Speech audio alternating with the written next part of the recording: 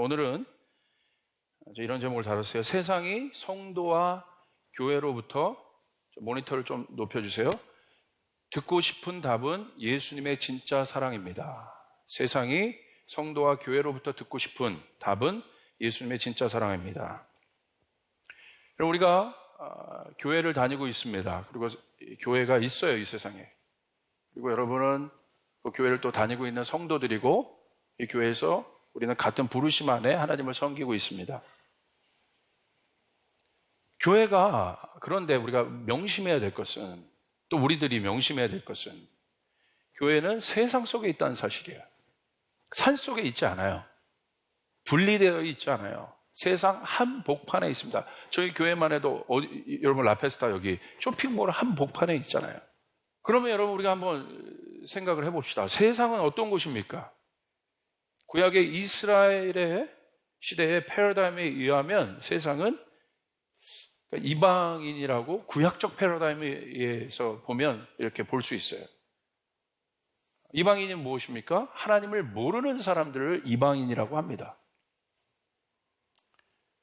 여러분, 그렇다면 하나님을 모른다는 것은 무슨 의미겠어요? 제가 질문하겠습니다. 하나님을 알잖아요. 하나님 계신 걸 알아요. 개신교에 하나님이 계시다는 것을 알아요. 그렇다면 하나님을 모른다는 것은 어떤 의미겠어요? 하나님에 대해서 모르고 있다는 거예요. 하나님이 누구인지 모르고, 하나님은 알지만 하나님이 누구인지 모르고 있다. 하나님이 누구십니까? 계속 제가 강조했어요. 하나님은 성경적으로 정의할 때 하나님은 사랑이세요. 하나님이 사랑이라는 것을 모른다는 거예요. 그렇죠? 조금 더 좁혀보세요. 구체적으로. 이런 의미의 맥락 속에서 세상 속에 있는 교회를 향해 세상은 수많은, 제가 생각할 때 질문을 하고 있다고 생각하고 있어요. 오늘날 세상은 우리를 향해서, 교회를 향해서 수많은 질문들을 던지고 있어요. 왜냐하면 우리가 세상과 다른 생각과 삶, 그리고 패러다임을 지니고 있는 교회와 성도를 향하여, 또 하나님에 대하여 세상은 질문을 던지고 있습니다. 그 질문은 세상에서 일어나는 사건과 상황에 대한 질문일 거예요. 그 환경 속에서 그들이 감당하지 못하는 어떠한 상황과 환경 속에서 아마 질문할 거예요. 신에 대해서 질문하고. 여러분, 질문이란 건 굉장히 중요한 거예요. 진리를 탐구하는 자세에게 있어서 가장 첫 번째 중요한 자세가 질문하는 거예요. 질문하는 자가 얻을 수 있어요. 알 수 있어요. 그 질문은 그저 인간이 누구라면 이해할 수 있는 보편적 상식적 질문은 아닐 거라고 생각합니다. 당연히 꽃은 꽃이고 이런 질문은 아닐 거예요. 그들도 이해할 수 없고 알 수 없는 일에 대한 질문일 겁니다. 그리고 그 질문의 궁극적인 대상은 인간일 것입니다. 질문, 제가 한번 생각해 보세요. 어떤 질문들을 할까? 하나님은 사랑으로 이 땅을 창조했다면서 어떻게 이 세상은 이렇게 악할 수 있는가? 여러분, 뭐라고 대답할 수 있겠습니까? 하나님은 죄가 없는 의로운 분이신데 어떻게 이 세상에 관영하고 있는 악을 그대로 두시는가? 그것에 대해서 너희는 뭐라고 생각하니? 교회는 뭐라고 답할 수 있니? 이런 질문이 있지 않겠어요? 하나님은 모든 사람에게 차별이 없고 공평하신 분이신데 세상은 왜 이리 불공평하고 차별이 있어서 많은 사람을 고통스럽게 하는가? 하나님이 있다면서, 하나님은 차별이 없다면서 이 세상에서 일어나는 불공평한 이 일들에 대해서 너희는 뭐라고 답할 거니? 교회는 뭐라고 답할 거니? 아니, 반말하면 좀 기분 나쁘죠? 뭐라고 답할 거예요? 하나님은 평화를 사랑하시는데 왜 이 세상의 전쟁의 소식은 끝이 없죠? 라고 질문하겠죠. 하나님은 우리의 아버지시라고 하시는데 왜 가난으로 굶어 죽어가는 사람, 씨름하는 사람, 질병, 장애가 있는 사람을 그대로 두시죠? 하나님 우리 아버지시라면서요. 아버지가 어떻게 그렇게 할 수 있어요? 그 일에 대해서 당신들은 뭐라고 대답하시겠습니까? 하나님을 아는 당신들은 뭐라고 대답하시겠습니까? 그렇다면 하나님은 과연 고통의 소리를 듣고 계십니까? 세상은 이와 같은 현실적이고 실제적인 질문을 교회와 성도들에게 또 우리들에게 하고 있다고 생각하고 있습니다. 저는 목회를 하면서 느껴요. 그리고 그 모든 것의 답인 하나님의 사랑으로 증명해 보라는 거예요, 이 사실을. 근데 이와 같은 질문은 우리는 알아요. 언제부터 생긴 거예요? 아담의 범죄로 이 땅이 죄악으로 물든 이후부터 생겨난 질문이에요. 아담은 그런 질문이 없었어요. 그러나 선악과를 먹은 이후에 이런 질문들이 있기 시작했어요. 죄악이 들어오면서부터 이 땅에 알 수 없는 그런 고통의 일들이 사실 생겨났죠. 그리고 우리는 이 일들에 대해서 이 질문이 어디로부터 왔는지를 알 수 있어요. 그리고 인간은 답을 얻으려고 부단히 노력해요.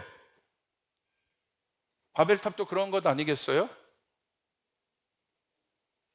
홍수로 한번 여러분 엄청난 재앙을 겪었던 인간이 내린 답은 무엇이었습니까? 참 미련하지만 현실적인 답 아니에요? 실제적이지 않아요? 홍수가 차지 못할 정도로 높이 탑을 쌓자는 거죠. 이에 대한 하나님의 대답은 오직 한 가지였습니다. 우린 그 답을 알고 있어요. 그런데 예수님이란 걸 알고 있어요. 말씀이란 걸 알고 있어요. 그러나 구체적으로 생각해 보자는 거예요. 노아 시대를 예로 든다면 죄악이 관영한 세상을 향하여 하나님은 방주를 지으심으로 인류를 구원하실 방법을 보이셨습니다. 세상은 언제 노아의 방주가 그들에게 있어서 구원이며 답이라는 사실을 알았겠습니까? 세상은 노아가 어느 날 보니까 미친 짓 하고 있는 거죠. 산 속에 배를 짓고 있는 거예요. 아무도 그 노아가 하는 일이 그들에게 닥칠 어떤 문제, 어떤 상황에 있어서 답이라고 생각했던 사람은 아무도 없었을 것이에요. 만약에 그것을 답이라고 여겼다면 가서 노아를 도왔을 겁니다. 성경에 보니까 그렇게 하지 않았던 것 같아요. 오직 노아의 가정만 그렇게 했던 것 같습니다. 언제 알았을까요? 바로 홍수로 인하여 이 세상이 잠겼을 때입니다. 처음엔 몰랐겠죠? 처음에 비 왔을 때. 그러나 물이 점점 차오르면서 지붕으로도 올라갔겠죠? 높은 곳으로 올라갔겠죠?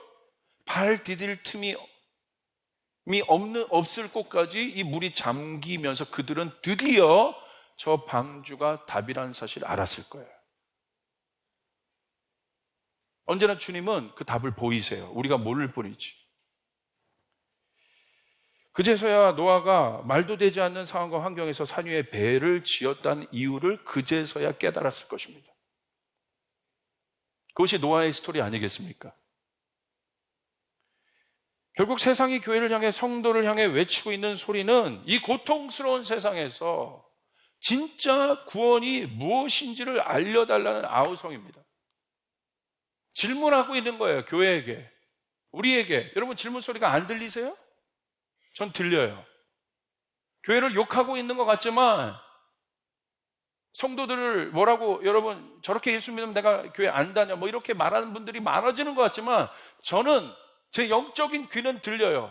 제발 답해달라고. 이 말도 안 되는 세상을 답해달라고. 갈수록 더 악해져가는 이 세상에 대해서 답을 달라고 요청하는 소리가 그 아우성이 저는 들려요. 여러분 들려요? 귀 기울여 들어보아요. 들어보세요. 이에 대한 답으로 하나님은 뭘 주셨어요? 율법을 주셨어요. 인간의 근본적인 고통의 소리를 해결하기 위해서.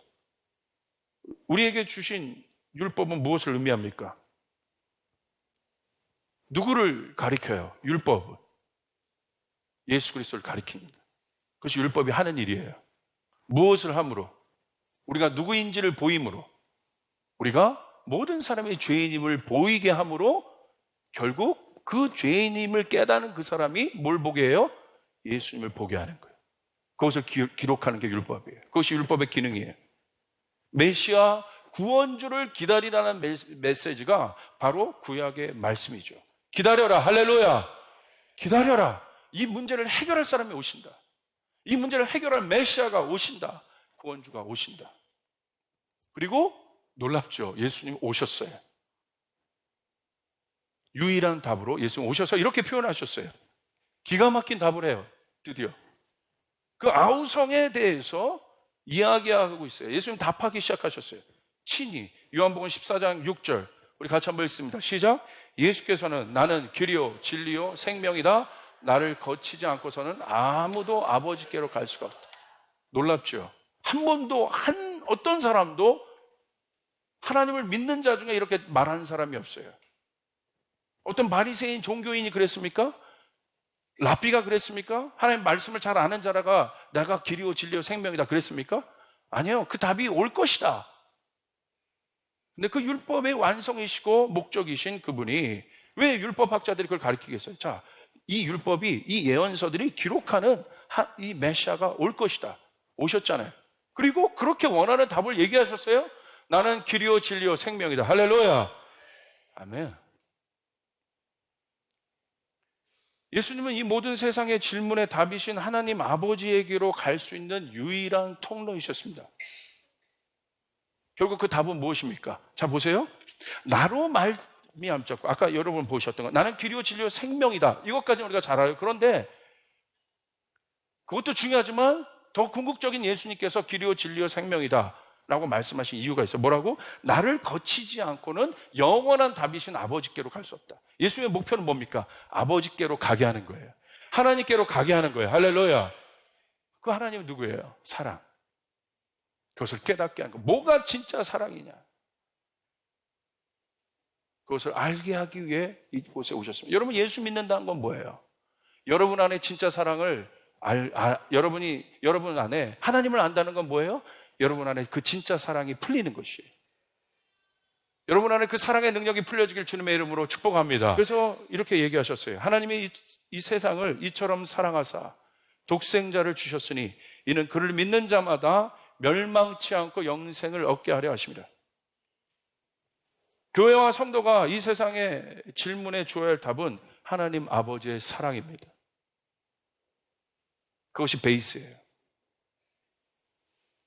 그 사랑이 결국 모든 것을 이기게 합니다. 그 하나님 아버지의 사랑의 실제가 누굽니까? 예수 그리스도. 그러므로 우리는 이 예수 그리스도에 담겨진 하나님의 사랑을 어떻게 전할 것이냐? 어떻게 나눌 것이냐? 어떻게 어프로치할 것이냐? 이 세상에 어떻게 들어갈 것이냐?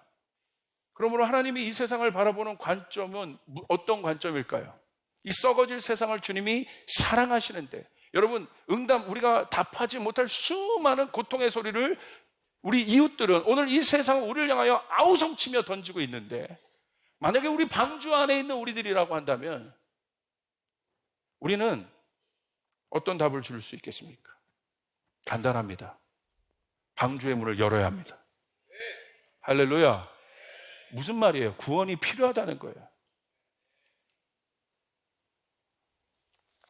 우리 교회의 방주의 문은 열려 있나요? 예수님 당시에 있었던 바리새인들이 머물렀던 또 하나님을 아는 사람들이 머물렀던 그 템플은 구원의 문들이 열려 있었습니까? 죄인들이 마음대로 그 템플 안에 들어올 수 있는 곳이었습니까? 제가 보니까 그러지 않았던 것 같아요. 고통받는 자들이 그 안으로 들어올 수 있었던 곳이었습니까? 그렇지 않았던 것 같습니다. 왜 못 들어왔습니까? 큰 벽들이 있었어요. 그 벽은 뭐예요? 율법이라는 벽. 그래서 바리새인들은 어떻게 살았어요? 그들이 갖고 있는 거룩의 개념은 뭐였어요? 저들과 다르다는 거예요. 그게 거룩인가요? 그들은 구별된 삶을 살았어요. 자신들이 만든 방주에서. 한 영혼도 구원하지 못해요. 예수님 이 땅에 오신 건 뭐예요? 율법을 폐하러 오셨지만 사랑으로 율법을 완성케 하게 오신 것이에요. 진짜 방주가 돼서 오셨어요. 그래서 바리새인들은 어떻게 기도했어요? 세리들과 내가 다르다. 죄인들과 내가 다르다. 종교란 무엇입니까? 종교를 디파인 해보세요. 간단해요. 뭐를 종교성이라고 얘기해요? 종교성은 한마디로 정의하면 나는 맞고 너는 틀리다는 거예요. 이게 종교예요. 로마서 8장 38절 39절 같이 있습니다. 시작. 내가 확신하노니 사망이나 생명이나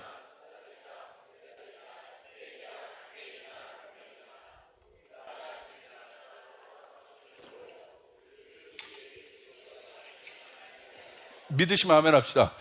이걸 깨달은 거예요. 율법으로는 이 불안함이 계속 있었는데 예수, 그리스도, 여러분 주목할 말씀이 이겁니다. 나 확신한다. 뭐를?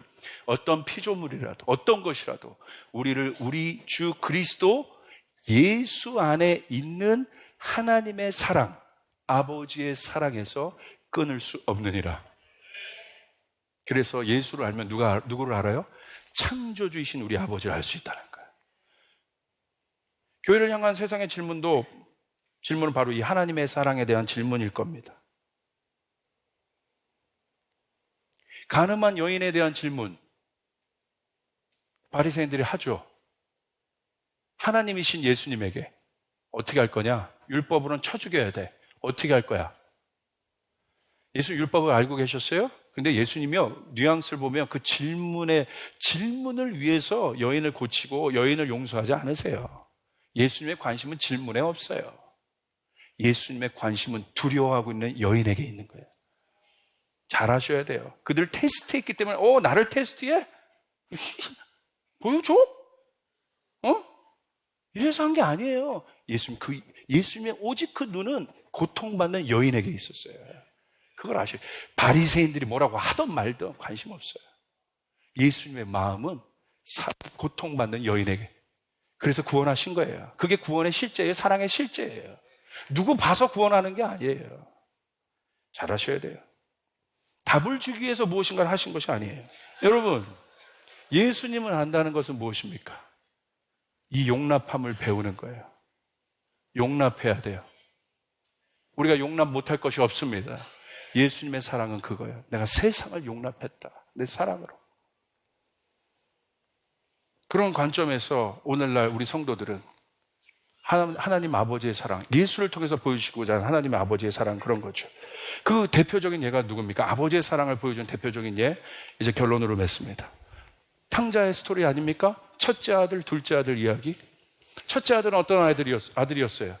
아버지의 모든 것을 탕진한 만신창이가 되어 돌아온 아들, 창기와 더불어 먹고 살았던 아들, 아버지를 욕되게 했던 아들, 아버지의 가문을 욕되게 했던 그런 아들. 왜냐하면 큰아들이 그렇게 살았다고 고백하거든요. 진짜 그런 거예요. 가문의 수치였어요. 아버지 집의 수치였어요. 그런데 그 아들을 아버지가 회복하시죠. 어떻게? 아무 조건 없이 용납하심으로. 근데 첫째 아들이 관건입니다. 첫째 아들은, 문제는 첫째 아들이에요. 맏아들이 밭에서 열심히 일하다가 어느 날 들어오니까 오늘도 열심히 했어. 내가 그래도 나는 아버지의 영광이야. 그래, 저 둘째 아들 새끼 막 나오겠죠. 그게 우리 가문의 수치. 아버지 얼마나 힘들고 아팠을까. 내가 열심히 일해야지. 그리고 딱 왔는데 잔치를 베풀고 있는 거야. 들어왔는데 이 잔치가 없던 잔치인데, 우리 집에 잔치할 분위기가 아닌데, 지금 초상집 같은데, 내가 이거 일으켜야 되는 사람인데 이게 뭐야? 갑자기 일으키나. 하인들한테 물었더니 둘째 아들이 돌아왔다는 거야. 그놈의 새끼가. 우리 가문의 수치가 돌아왔다는 거야. 아버지 어떻게 했어요? 아니 그 둘 형이 그래? 아버지가 잔치를 베풀어요. 송아지를 잡아줬다는 거야. 그런 아들의 이 큰아들이 그런 상황에 대해서 뭐라고 얘기합니까? 여러분 누가복음 15장 보세요. 맏아들은 밭에 있다가 돌아와서 집에 가까이 왔을 때 풍악과 춤추는 소리를 듣고 그 큰아들은 화가 나서 집으로 들어가려 하지 않았다.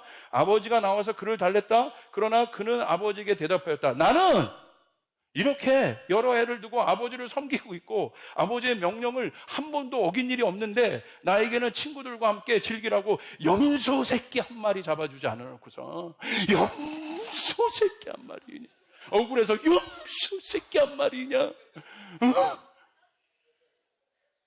이렇게 해야죠. 이거 여러분 성경을요 실제적으로 읽어야지. 이거 염소 새끼 한 마리 잡아주지 않고 이 분이 난 거죠. 분이 났다. 염소 새끼 한 마리 나한테 잡아주지 않고. 그런데 청년들과 어울려서 아버지의 재산을 다 삼켜버린 아들이 오니까 그를 위해 살찐 송아지를 잡으셨소? 아버지, 살찐 송아리를 잡으셨소? 나는 관건은 뭐예요? 나는 염소 새끼 한 마리 안 잡아주고 저놈 새끼를 위해서는. 제가 옛날에 조선시대에 태어났으면 제가 명창이 됐을 텐데, 판소리. 여러분, 관건은 뭡니까? 이 아들이, 이 큰아들이 진짜 여러분 원하는 건 뭐예요? 둘째 아들도 아니에요. 뭐예요? 아버지의 인정함을 받고 싶은 거예요. 아버지의 용납함을 받고 싶은 거예요. 아버지, 내가 이렇게 열심히 했는데 아버지 왜 나를 한 번도 인정해 주지 않소? 아버지, 어떻게 그렇게 하실 수 있습니까? 나는 뭡니까? 이런 소리예요. 이런 소리예요. 막 이게 화낸 속마음은. 성경은요, 속마음을 읽을 줄 알아야 돼. 그 소리예요. 왜냐하면 그런 아들에 대해서 아버지가 이렇게 얘기합니다. 너는 늘 나와 함께 있으니 내가 가진 모든 것은 다 내 것이다. 그런데 너희 이 아우는 죽었다 살아났고 내가 잃었다가 되찾았으니 즐기며 기뻐하는 것이 마땅하도다. 큰아들에 대해서는 아버지가 뭘 물으신 거예요? 아버지만큼의 성숙함을 물은 거예요.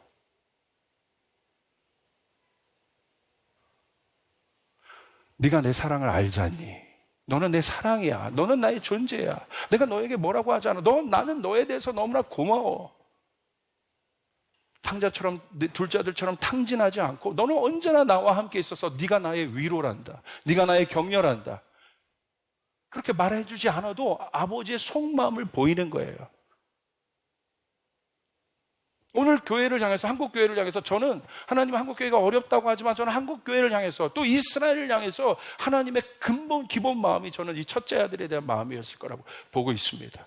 열심히 달려온 여러분들에 대해서, 순종하고 성실하게 달려온 여러분들에 대해서 여러분, 하나님은 그런 마음을 갖고 계셔요.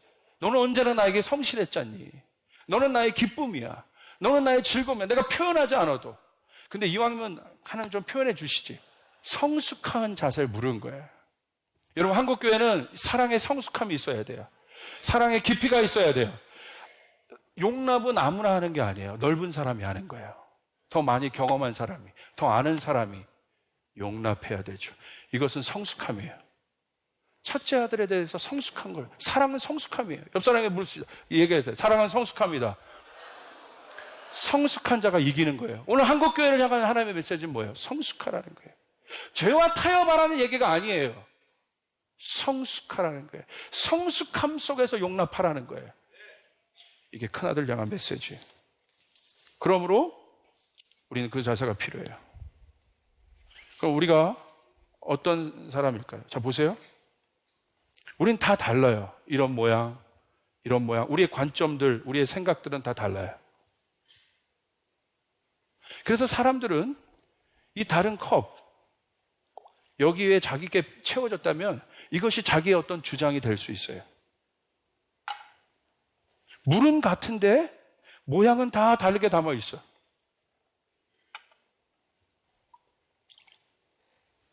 같은 물인데 모양은 다르네?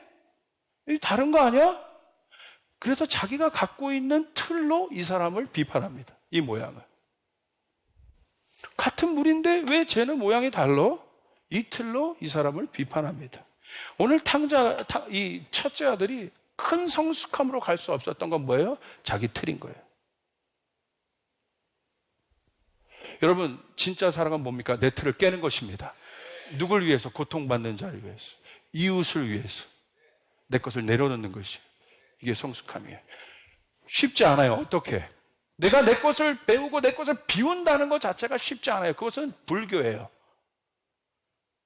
내 것을 비워서 성찰함으로 어떤 그런 존재가 되겠다는 건 여러분, 불교적 신앙, 세상의 종교적 신앙이에요. 그렇지 않아요. 하나님의 답은 간단해요. 왜 네가 고생하니? 왜 네가 네 노력으로 그 사람을, 네 틀을 없애려고 하고 그렇게 하니? 그렇지 않아요. 하나님 그렇게 얘기하시는 거예요. 왜 그렇게 하니? 율법이 나쁜 거니? 그렇지 않아요. 이 율법이 완성될 수 있는 내 품이 필요하단다. 큰아들에게 너는 나와 함께 있었잖니? 그게 답인 거예요. 해결인 거예요. 어떻게 해야 되겠습니까? 우리 틀이 없어진 건 이 틀 속에서 이 다른 사람을 어떻게 용납해요? 안 돼. 이거 교회에서 제자훈련 받으면 용납할 수 있을 것 같아요? 요놈 모양 용납하는 거 1번, 2번, 3번, 4번, 소돼지 1, 2번, 3번. 다 배웁니다. 요놈은 이 사람은 용납할 수 있어. 그런데 조금 다른 사람 나타나면 응용이 안 돼. 안 됩니다. 해결되는 게 아니에요. 어떻게? 큰아들아, 너는 나와 함께 있었자니 둘째도 나와 함께 있는 자란다. 어떻게? 너희 모두 다 내 자녀야. 내 안에서. 수조 안에 담겨지는 거야. 할렐루야. 이 안에 담겨져. 여기는 여러분, 여기서는 이 모양 저 모양이 필요 없어. 다 큰 아버지의 사랑의 수조 안에 담겨져 있는 것이에요. 아버지 집에 있어야 돼요. 아버지 집으로 가야 돼요. 아버지의 마음을 알아야 돼요. 예수님께서 우리에게 보여주신 사랑은 모든 자들 이 안에 담는 것입니다. 이방인들도 담아졌고 결국 유대인들도 돌아오게 되고 우리 모두가 주님 앞에 그렇게 가야 되는 것이에요. 그러므로 사랑하는 여러분, 성숙함을 배우십시오. 용납함을 배우십시오. 이 사랑이 여러분을 잠기도록 하게 하십시오. 그러면 우리는 이 소리를 갖고 나갈 수 있어요. 이것이 아버지 집이에요. 누구든지 올 수 있습니다. 이런 모양을 갖고 있는 사람도 올 수 있고 이런 사람도 올 수 있어요. 더러운 컵도 들어올 수 있어요. 다 들어올 수 있어요. 다른 틀 모두가 이 안으로 다 들어올 수 있어요. 그러므로 여러분, 예수를 통한 하나님의 사랑에 잠기시기를 바랍니다. 이 교회 안에는 그 사랑이 넘쳐나야 됩니다.